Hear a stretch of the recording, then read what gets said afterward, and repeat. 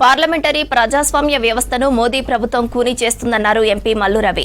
పార్లమెంట్లో చర్చ అంటే కేంద్రం భయపడుతోందన్నారు. ఓటర్ల జాబితాలో ప్రత్యేక సవరణ ప్రక్రియ ఎస్ఐఆర్పై పార్లమెంట్లో చర్చ జరగాల్సిందే అన్నారు. ప్రతిపక్షాలు ప్రశ్నిస్తున్నాయనే ఆలోచనతోనే పార్లమెంట్లో ఎస్ఐఆర్పై చర్చకు కేంద్రం అంగీకరించడం లేదన్నారు. చర్చ జరిగేంత వరకు కేంద్రాన్ని వదిలిపెట్టబోమని ప్రశ్నిస్తూనే ఉంటామని చెప్పారు మల్లు రవి. నిన్న పనిచేయలేదు, ఇవాళ పనిచేయలేదు. నిన్న క్వశ్చన్ అవర్ నుంచి ప్రతిపక్ష పార్టీలుగా ఇండియా కూటమి వాళ్ళందరం special intensive revision of voters list మీద చర్చ జరగాలని అడగటం జరిగింది. 11 గంటలకు అడిగినప్పుడు 12 గంటల వరకు ఎగ్జామ్ చేశారు. 12 గంటలప్పుడు అడిగితే 2 గంటల వరకు ఎగ్జామ్ చేశారు. 2 గంటలకు అడిగితే మళ్ళీ ఈరోజు 11 గంటల వరకు ఎగ్జామ్ చేశారు. ఈరోజు 11 గంటలకి చర్చ చేయాలా, చేయటానికి మీరు ఒప్పుకుంటారా చెప్పండి అంటే మాట్లాడకుండా మళ్ళీ ఈరోజు కూడా 11 నుంచి 12 గంటలకు ఎగ్జామ్ చేశారు. 12 నుంచి 2 గంటలకు ఎగ్జామ్ చేశారు. 2 గంటల నుంచి రేపు ఉదయం 11 గంటలకు ఎగ్జామ్ చేశారు. పార్లమెంటు ఒక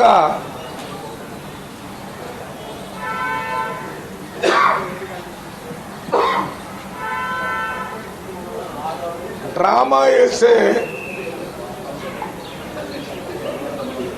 ఒక స్థలం లాగా మారిపోయింది, ఒక డ్రామా సెంటర్ లాగా. పార్లమెంట్ అనేది 130 కోట్ల మంది ప్రజల ప్రతినిధులు, పార్లమెంటులో 545 మంది ఎంపీలు ఉంటారు. రూలింగ్ పార్టీ, అధికార పార్టీ ఎంపీలు, ప్రతిపక్ష పార్టీలు ఎంపీలు. అధికార పక్షానికి ఇండియా కూటమి ఎంపీలకు ఉన్న తేడా కూడా చాలా తక్కువ. బీజేపీ స్వయంగా ప్రభుత్వాన్ని ఏర్పాటు చేయలేని పరిస్థితుల్లో నితీష్ కుమార్ ఎంపీలతోని, చంద్రబాబు నాయుడు గారి ఎంపీలతో సపోర్ట్తోని ప్రభుత్వాన్ని ఏర్పాటు చేశారు. ఈ బీజేపీ ఎన్డీఏ ప్రభుత్వం ప్రజాస్వామ్యంలో అత్యున్నతమైనటువంటి చర్చా వేదిక పార్లమెంట్. దేశంలోనే పెద్ద పంచాయతీ లాంటిది. పోయినసారి నెల రోజులు చర్చలు జరగలేదు, మళ్ళీ ఇప్పుడు కూడా చర్చలు జరగటం లేదు. చర్చలు జరగకపోతే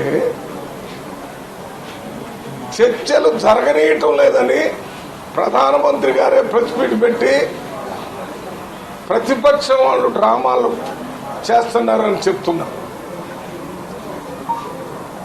ప్రజల తరపున ప్రజలకు ఉన్నటువంటి అనుమానాల్ని నివారణ చేయటానికి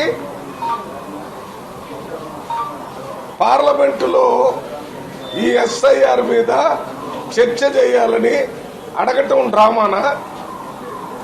వెస్ట్ బెంగాల్ ముఖ్యమంత్రి గారు ఈ ఎస్ఐఆర్కి వ్యతిరేకంగా పెద్ద పోరాటాన్ని ప్రకటించారు.